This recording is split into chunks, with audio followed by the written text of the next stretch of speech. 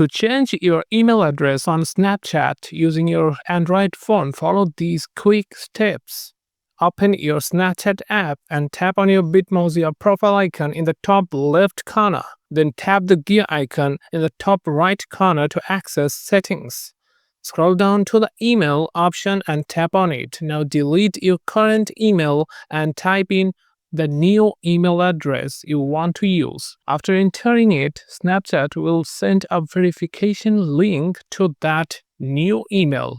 Go to your inbox, find the email from Snapchat and tap on the link to confirm the change.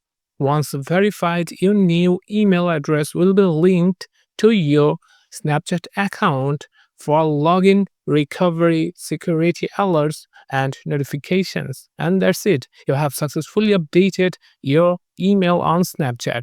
If this video guide was helpful, don't forget to like and subscribe for more helpful tutorials.